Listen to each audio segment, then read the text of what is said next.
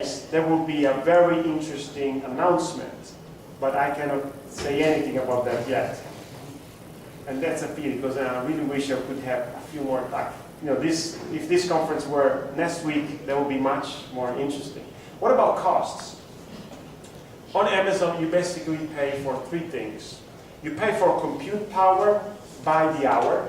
So one server could be 8.5 cents an hour if you use a small server. We also have micro servers. We have extra large servers. They are, of course, less or more expensive. But basically, you pay by the hour. Then you pay for bandwidth that you consume, for servers or for storage or for other things. And then you pay for the storage itself. That's the basic things that you pay for. And then there might be other additional charges here and there, but these are the main things that you pay on Amazon Web Services. Why it is so affordable? Well, one of the reasons is that we operate at a large scale, so we have economies of scale.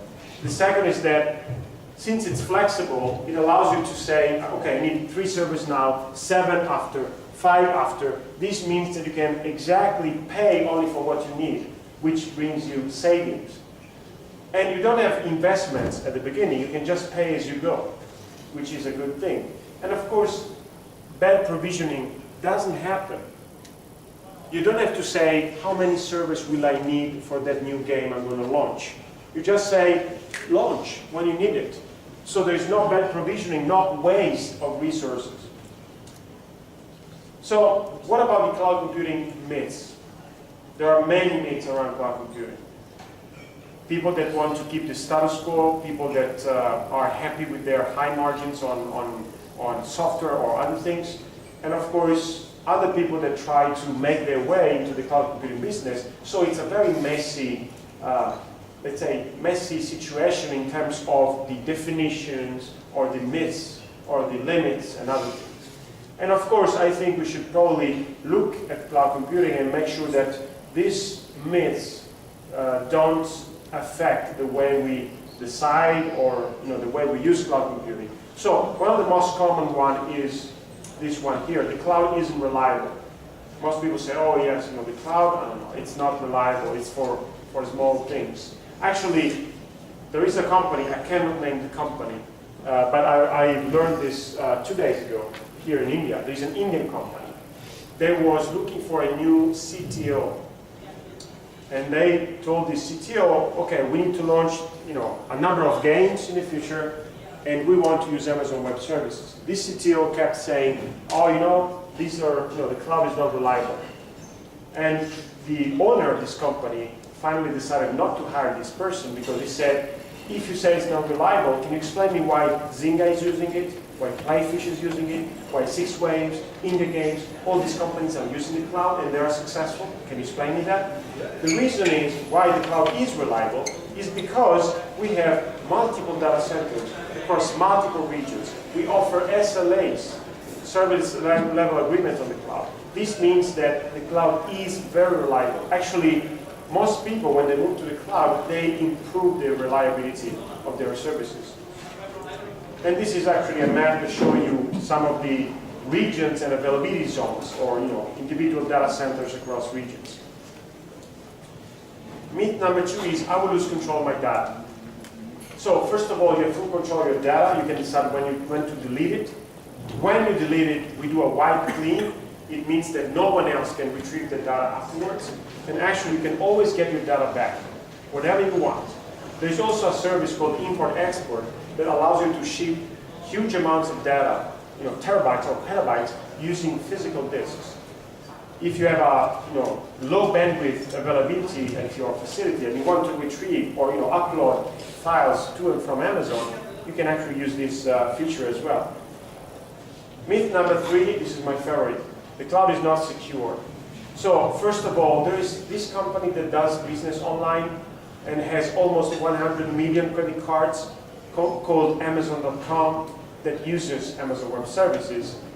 So if Amazon.com uses Amazon Web Services, this probably means that it is very secure.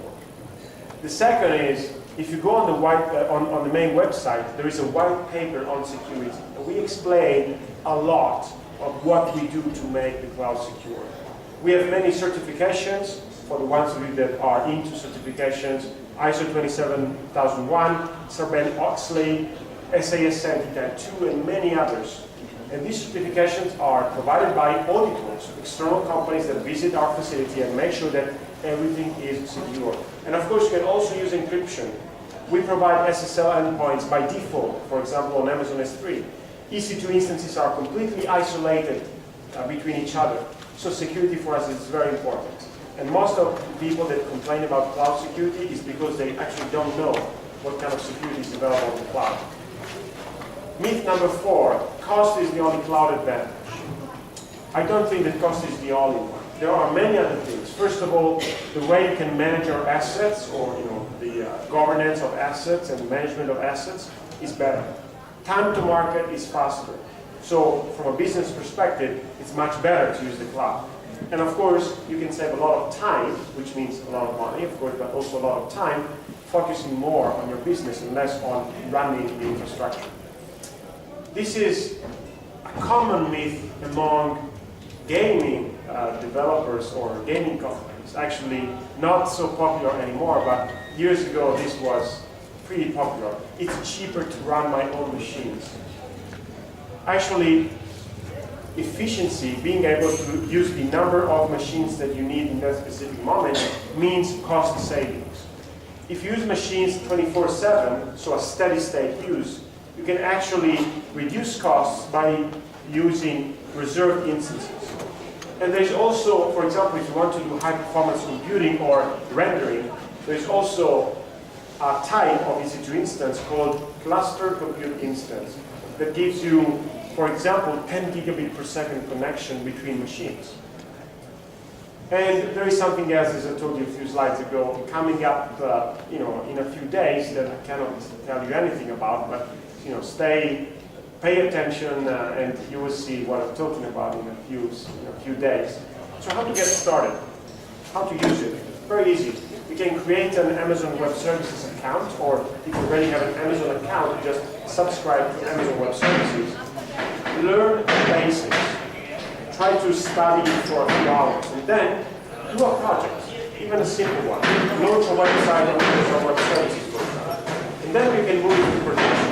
And if you need help, you can actually easily get help from our partners, from global players like Accenture, Deloitte, Capgemini, or even to local system integrators. There are many of them in India. You can get in touch with me using this email, and I'm Simon on Twitter, Simon without the E, so it's simone@amazon.com, my email. Twitter is Simon. You can mention what we talked about today. Remember that my boss is watching, so just say nice things on Twitter. And now we have the final Q&A, which should last for about 10 minutes. So questions? There is a mic there. Raise your hand if you have a question, and then you can start. How easy it is to use that platform to host a site on Amazon? Okay, to host a site. Okay, that's actually pretty easy. So basically, we have something called the AWS Management Console, which is a web interface that you can log into, and you can easily say, okay, I want to launch a server. I want to install, for example, a web server into this, so I can log into that machine and do the typical install, and then you can run it right away. So it's very straightforward to run websites or host platforms online on Amazon Web Services. Very easy to do that. And how different it is using the RightScale? So RightScale is, for the ones that don't know RightScale, RightScale is a company that provides services in the cloud computing space, and they provide a management layer that allows you to control multiple machines and also control, for example, multiple cloud providers all at once. So you can use RightScale in combination with Amazon Web Services. These are not two mutually exclusive things. Actually, RightScale is a partner of us. So you can use Amazon Web Services by itself, or if you have a specific situation in which you need specific management tools, you can use RightScale. And this is actually pretty common. The fact that Amazon cannot do everything. So whenever there is a need, there is a market, right? Because if you have a need, for example, to manage multiple machines, there is a market for that. And there are other companies